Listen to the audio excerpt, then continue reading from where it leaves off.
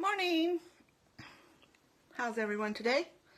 We have some sun breaks coming through, so hopefully I don't have to close the curtain, but it's kind of getting a little bit of shadow, so you let me know.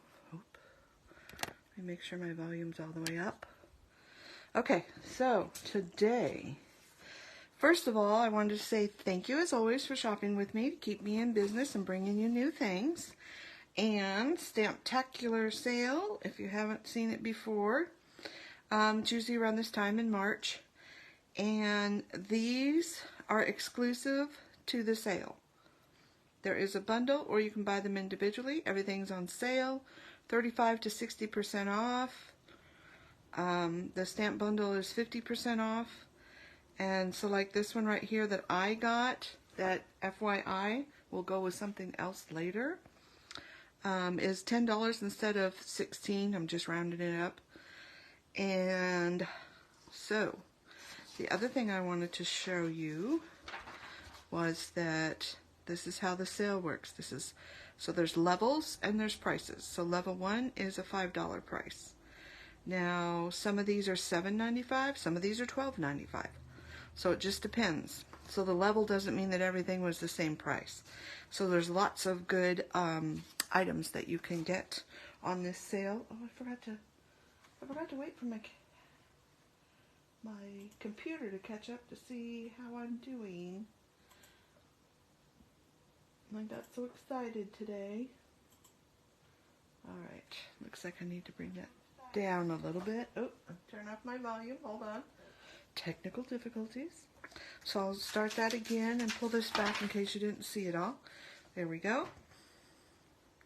So this is kind of a little bit of a chart for you too, although it doesn't apply to everything, like I said. Alright, so where were we? Level 1, $5 savings. Level 2 is $10. And these are current stamps, retired stamps. There might even be an exclusive stamp in there. So these are now double-sided.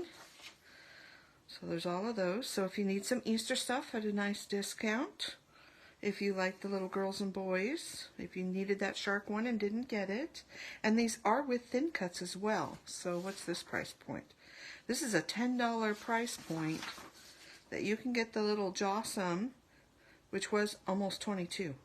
Okay, so good prices. Go quickly.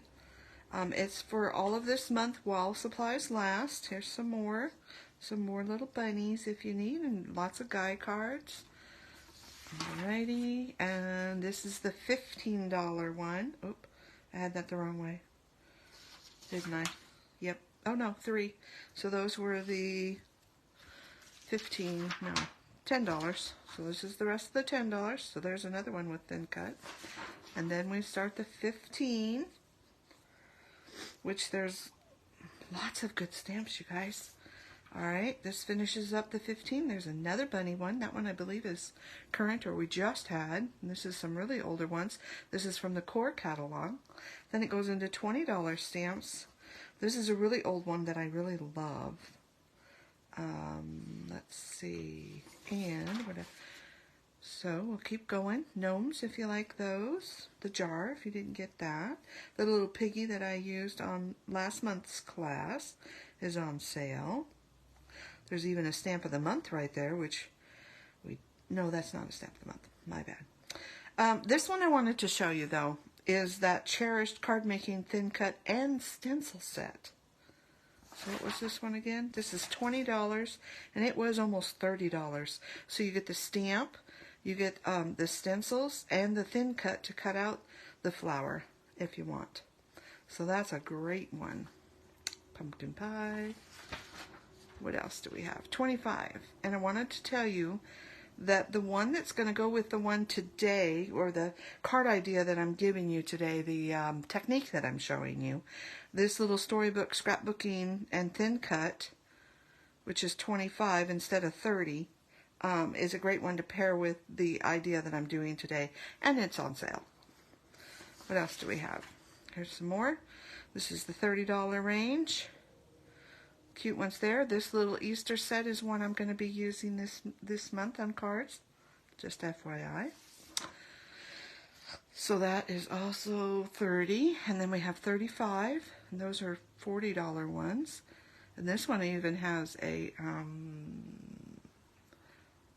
thin cut with it, and I believe it had a stencil, maybe not. And then this is really cool. This is a $60, and it was $75, but it's the alphabet, the numbers, and a thin cut for all of those. So that's a lot of thin cuts. So don't forget to head to my website and check that out. And I didn't see, no, I didn't see this alphabet that I'm using. So I've got pewter and linen ink, the Vintage Blue blend marker, the black Bluhm, and the jelly roll. This just happens to be the 8. You get, remember, in a set of 3, you get 3 different sizes. I think it's 5, 8, and 10. So that's the middle one. But it could have been either of the other two. And this is the Molly Moo alphabet. That's just too funny. I'm sorry. You gotta laugh at that. Molly Moo. And it is D2116. Okay. And I am using the letter Z. But I put it on upside down. So the part you would normally stamp with went on the block.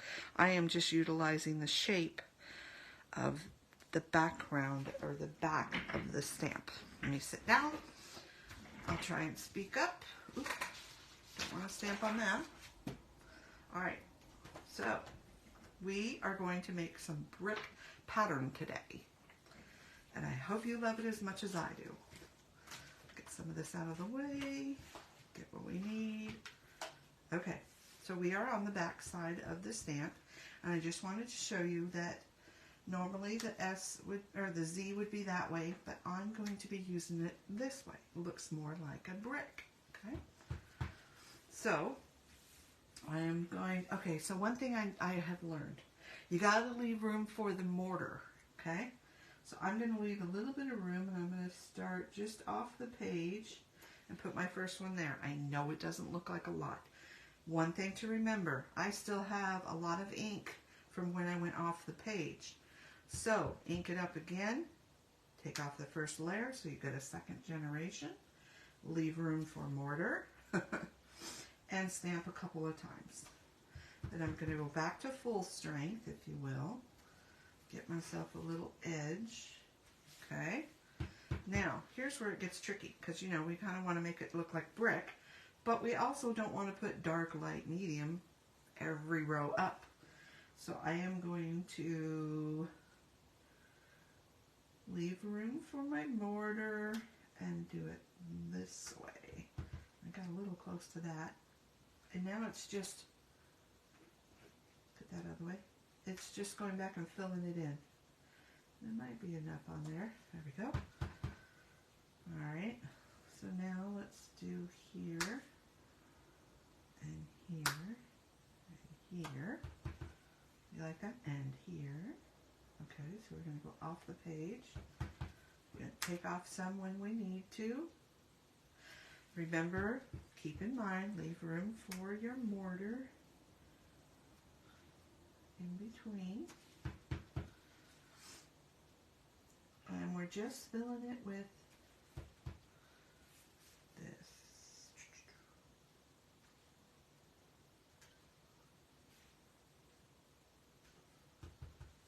Alright, so we've got our bricks. Now, wash that off. Let's make it look more brick-like. So this is the Vintage Blue marker, and I'm going to take the lightest color, and this is my shadow right underneath my bricks. Okay? I'm just going to add some shadow. And I know it doesn't look like much right now. Bear with me. This doesn't have to be perfect. It's just giving the illusion.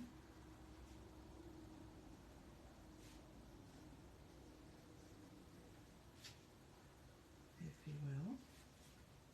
Make sure I'm staying on focus. Oh, I'm getting some. Hold on, let me close the curtain and see if that helps. Okay. So we are just adding in our shadow. So you want to kind of, like I said, I use the pewter, and this kind of mimics that color of ink without, you know, being too contrasty, but a little bit contrasty. I know I don't make sense today, do I? And kind of filling in the bottom so that way I don't have to do so much. Well, you could go all the way around them if you wanted, but I don't know. Alright, so now I'm going to take the linen, and that's pretty stark white, so I want to kind of add some spots of linen, and I'm not going to go over the whole thing evenly. I'm going to just kind of give it a little bit and then do some spots maybe where it's really stark white and just kind of fill in. Now you could have started with like the linen cardstock, and I'm just putting a little here and there, making sure I get some on the edges so it doesn't look like it's, you know, fake, so fake. And we're just blending, so you can kind of hopefully see that it's darker here, just spots are darker. Kind of helps to give the really light ones a little bit more color. Okay, there we go. Now we're going to take our black, and this is Bluhm. It's really fine lined, and in between where the brick stops and the shadow begins is where we want to add our definition of that. And as you can see, I'm kind of straightening out the brick a bit too, because it'll be a little more brick-like. Just straighten that out. And that marker kind of, for the shadow, kind of helps to give you a little bit more of a brick feel. And I'm not really, you know, paying too much attention. I'm just adding some lines in between, okay? And each layer that you do kind of just keeps it going a little bit more, a little bit better. Now we got one thing left to do, and this is the white jelly that I told you about. And we're going to take this up along the white edge, but not all the way over. You could go all the way over if you want. And then I'm just going to give it some detail. You know how bricks are kind of, and within, okay, I'm going to come up here, because within the stamped images that I did, thinking of them as bricks, you can kind of see some little stuff here, some, you can really see it on this one and this one. So that's where I want to take the jelly and kind of just accent those a little bit.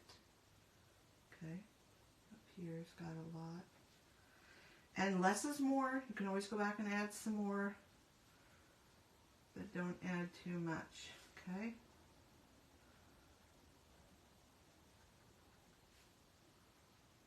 And I'm just kind of doing on that one edge. And if your jelly's not rolling, just rub it on your finger and get it going again. It's a little tip for you. See, this one has lots of stuff to add dots to. And I'll take some close-up of these so you can see what it looks like a little bit better. So we're just adding to the detail of the brick a little bit, okay?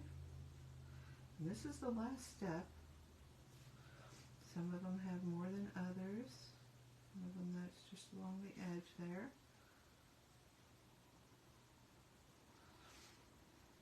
This one doesn't have much of anything, so I'll just add a little bit. There we go. And we have successfully made some brick pattern. What do you think? Okay, just on a piece of white cardstock.